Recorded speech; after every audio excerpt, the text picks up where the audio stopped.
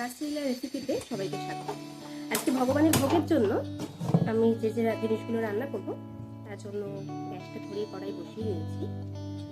কড়াইটা গরম হয়ে গেছে, এতে আমি তেল দিয়ে দিচ্ছি। তেলটা গরম হওয়া পর্যন্ত অপেক্ষা করব। সর্ষের তেল রান্না করলে রান্নার স্বাদ দ্বিগুণ হয়ে যায়, তাই সর্ষের তেলে যদি রান্না হয় তাহলে কিন্তু সেই রান্নার টেস্ট অনেক সুন্দর হয়। ভগবানের জন্য যে ভোগ বানাবো তা হলো পাঁপড়ের ঝোল। তার চলুন দেখে নিই কিভাবে ভগবানের জন্য আমরা পাঁপড়ের ঝোল বানাই। প্রথমে তেলটা গরম করে নিতে হবে এবং আমি সমস্ত সবজিগুলোকে কেটে রেখেছি, সেই সবজিগুলোকে একে একে করে ভেজে নেব। তেলটা গরম হলে হয়ে গেছে, এবার আমি আলুগুলো প্রথমে ভেজে নেব। আলুগুলো ভাজা হয়ে গেছে, এরপর আমি আলুগুলোকে তুলে নেব।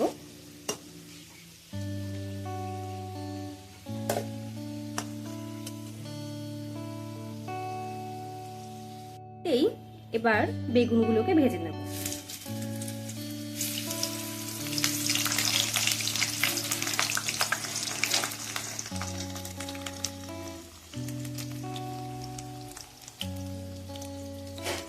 বেগুনগুলোকে খুব বেশি ভাজলে হবে না, তাহলে একদমই নরম হয়ে যাবে। মোটামুটি ভেজে নেওয়ার পর বেগুনগুলোকে তুলে নেব।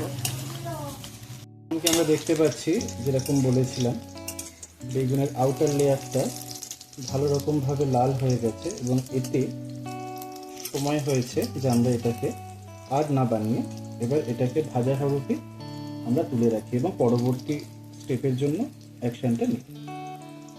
এবার আমরা পাঁপড়টা ভেজে নেব।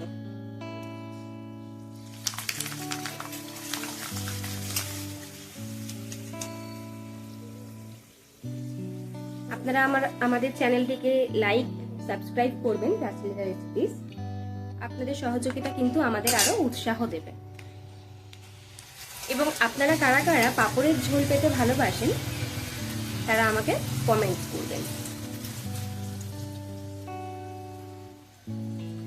এইটি আমাদের প্রচণ্ডভাবে দরকার এবং পাশাপাশি আমরা তারপরে দেব কিছুটা জিরে ফোড়নের জন্য। দেখতেই পাচ্ছি বেশিটুকু দিচ্ছি না। এবং এইটিকে একটু ভালোভাবে নাড়িয়ে নেওয়ার পরে আমরা দিয়ে দেব দুটো ছোট ছোট তেজপাতা। এবং আমরা সর্বদা মনে রাখবো এই তেজপাতা কিন্তু আমরা ধুয়ে তারপরে রান্নার জন্য ব্যবহার করব। এতে তেজপাতা, শুকনো লঙ্কা এই রকমের রান্নার জিনিসগুলিতে আমাদের সবসময় নোংরা হয়ে মার্কেট থেকে আসে, তার জন্য আমাদের সবসময় তো ধুয়ে ইউজ করা উচিত। তো দেখতে পাচ্ছেন কাঁচা লঙ্কাগুলো ভাজা রূপে পরিণত হয়েছে এবং শুকনো লঙ্কাটা আরেকটু ভালোভাবে বানানো হয়ে গেছে। তো এর মধ্যেই আমরা দিয়ে দেব আমাদের করে রাখা আদাটিকে।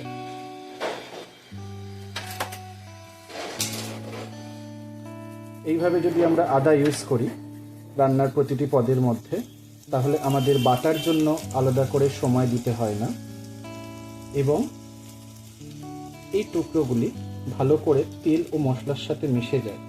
ফলে আমাদের রান্নার জন্য সবসময় আমরা খুব ভালো রকমের একটি ভোগের জন্য স্বাদ পেতে পারি। এবং শ্রীভোগে এইভাবে যদি ইউজ করি আমরা আদা, তা শ্রীভোগের জন্য সবথেকে ভালো কাম্য।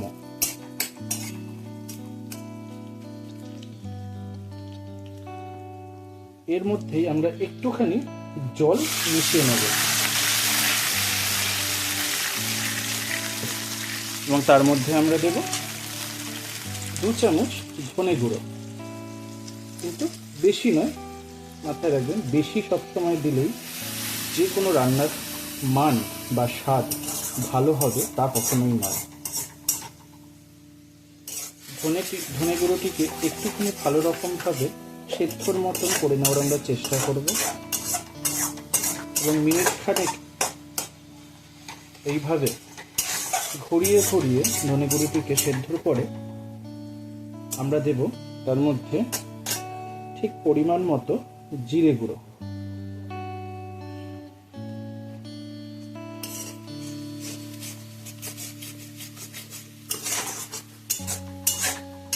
এইবার আমরা আমাদের রান্নার আগুনের আঁচটিকে একটু বাড়িয়ে নেব।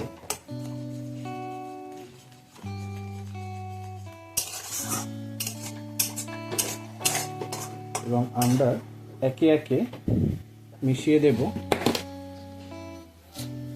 বেশ কিছুটা চিনি, যাতে ঝালের পরিমাণ আমাদের কখনোই, আমরা যেহেতু এটি ভগবানকে অর্পণ করব এবং আমাদের গোপাল কখনোই বেশি ঝাল পায় না তার অর্পিত ভোগে, তার জন্য আমরা ঝাল সবসময় কম রান্না করব।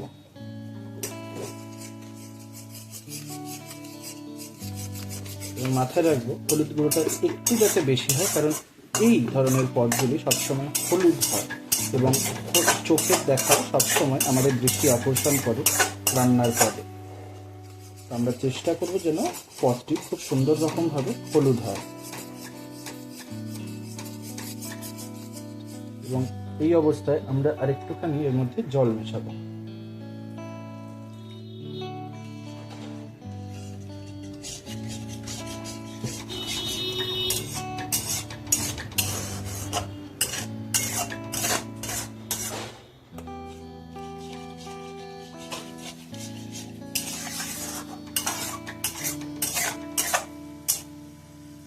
রান্নার আঁচটি একটু বাড়িয়ে নিয়ে আমরা তার মধ্যে মেশাবো নুন।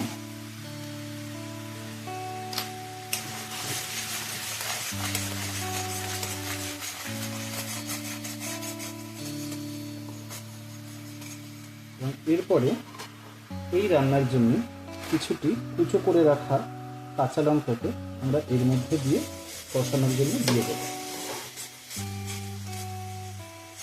যেই সব ভক্তেরা বা সাধারণ মানুষেরা যারা কিনা এইভাবে নিরামিষ রান্না করতে চান, তারা একটি কথা মাথায় রাখবেন, যদি তারা এর মধ্যে লঙ্কার গুঁড়ো ব্যবহার করতে চান, তবে বেশি ঝাল যেহেতু না হয়, আমরা সেটা সবসময় চেষ্টা করি ভগবানের প্রসাদে, আপনারা এর মধ্যে কাশ্মীরি লঙ্কার গুঁড়োটি ইউজ করতে পারেন।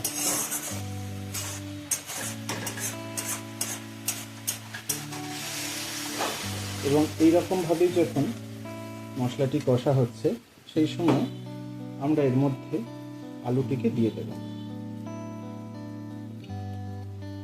যে ভাজা আলুগুলো আমরা তরকারির জন্য তৈরি করে রেখেছিলাম।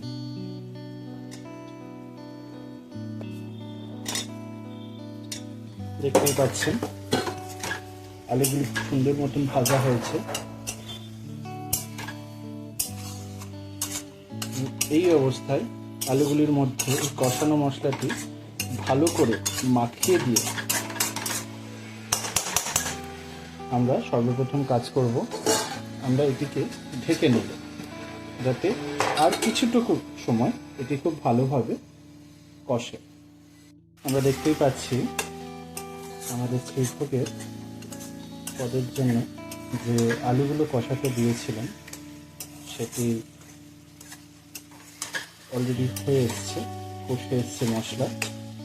এটি সঠিক সময় যখন কিনা আমরা বেগুনগুলোকে এই কষানো মশলার সাথে মিলিয়ে দেব। এতে বেগুনের নির্যাস এবং কষানো মশলার নির্যাস একে অপরের সাথে একাত্মবোধ করবে।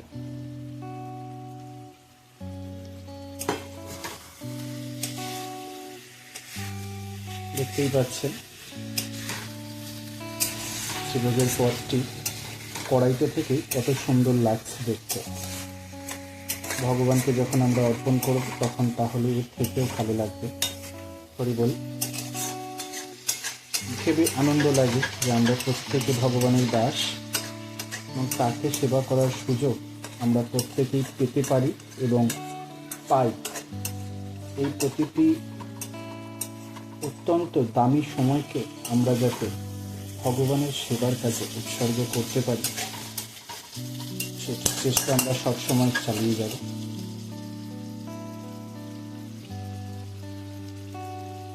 এর মধ্যে দেখুন খুব সুন্দর লাগছে দেখতে। এর মধ্যে আমরা একটুখানি জল অ্যাড করব।